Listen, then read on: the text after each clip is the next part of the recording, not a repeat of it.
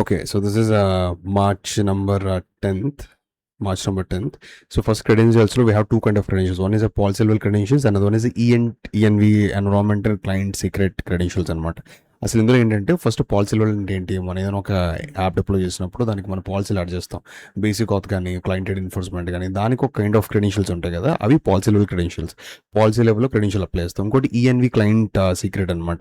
ఇది ఎక్కడ మనం ఎప్పుడైతే యాప్ డిప్లాయ్ చేసామో అది లైవ్ అవ్వాలంటే వీ హ్యావ్ టు యాడ్ ఈఎన్విస్. ముందు ఆల్రెడీ లెక్చర్లు యూ హ్యావ్ సీన్ కదా, మనం ఈఎన్వి యాడ్ చేస్తేనే యాప్ లైవ్లోకి వస్తుంది. So this is a different credential, this is a different credential, that should be very clear.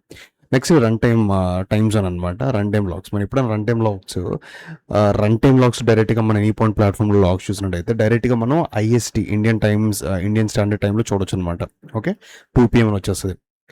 But if you download that logs, మన కనుక లాగ్స్ని download చేసుకొని మన సిస్టంలో చూస్తే అది యూటీసీలో వస్తుంది.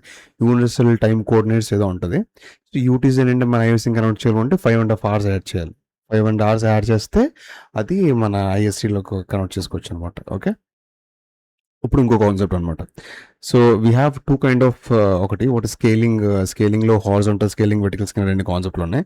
Before we go let's see what is a worker అంటే ఏంటి. మనం ఒక యాప్ని డిప్లాయ్ చేస్తాం. యాప్ డిప్లాయ్ చేశాక our app will be deploy to one of the MuleSoft server. ఇది ఎక్కడ డిప్లాయ్ అవుతుంది, మ్యూల్సాఫ్ట్ది ఎక్కడొక్కటి సర్వర్లో డిప్లాయ్ అవుతుంది. ఆ సర్వర్స్ ఎక్కడ ఉంటాయి, it could be anywhere.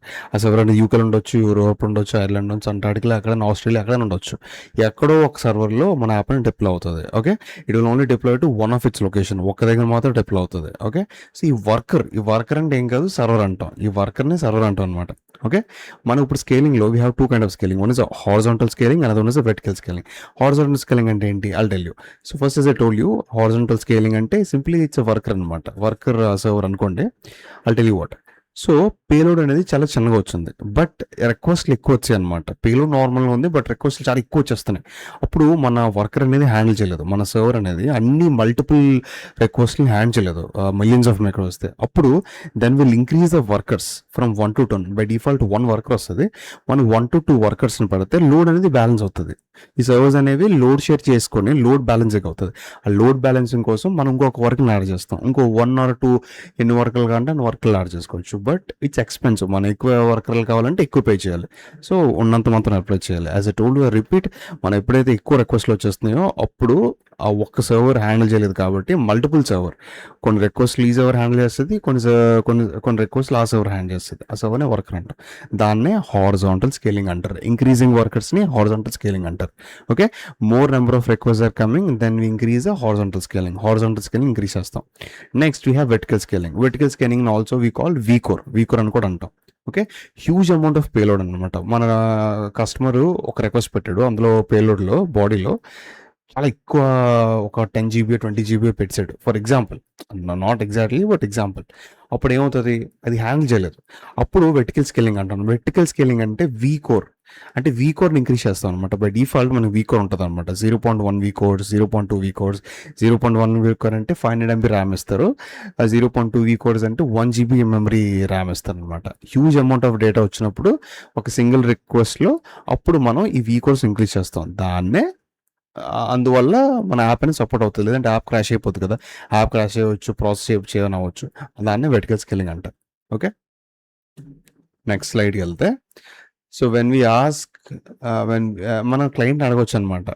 Okay, అసలు ఎంత డేటా యాక్సెప్ట్ చేయాలి, ఆ రిక్వైర్మెంట్ బట్టి మన వర్కర్స్ని వీకోర్స్ని డిజైన్ చేస్తాం.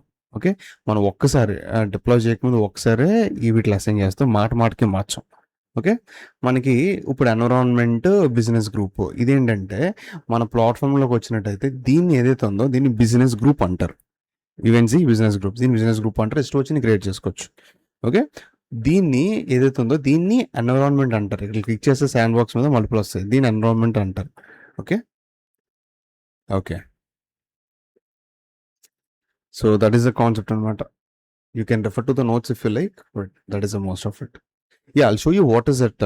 ఈ వర్కర్స్ ఇవన్నీ ఎక్కడ ఉంటే చూపిస్తా. యూ కెన్ సీ ఈ రన్ టైమ్ వీకోర్స్ అన్నాను కదా, ఇందులో లెట్ మీ, ఇందులో ఈ వెర్టికల్ స్కేలింగ్ వీకోర్ అన్నాను కదా, ఆ వెర్టికల్ స్కేలింగ్ వీకోర్ ఎక్కడ ఉంది, యూ కెన్ సీ మనం డిప్లాయ్ చేసినప్పుడు యాప్ యూ కెన్ సీ మన ఎన్ని కోర్స్ కావాలి. 0.1 అంటే 1.2 GB మెమరీ ఇస్తాడు. 0.2 అంటే బై డిఫాల్ట్ 0.1 ఉంటుంది. 0.2 కోర్ అంటే 2 GB. 0.5 అంటే 6.2 GB. అలా మ్యాక్స్ ఎంత ఇస్తాడు? 4 కోర్స్ ఉంటాయి అనమాట. 4 కోర్స్ 15 GB మెమరీ. అలాగే వర్కర్స్ కూడా ఉంటారు. రిప్లికాస్ ఉంది కదా, దీన్ని కైండ్ ఆఫ్ వర్కర్ అంటారు, బట్ యాక్చువల్గా వర్కర్ అంటారు. ఇది మన కాన్సెప్ట్లో చెప్పలేదు. సో వర్కర్స్ కాన్సెప్ట్ ఉంటాయి. బై డిఫాల్ట్ 0 వర్కర్ ఉంటుంది. తర్వాత 1, 2, 3 అలా వర్కర్స్ ఇంక్రీజ్ చేసుకోవచ్చు. ఓకే.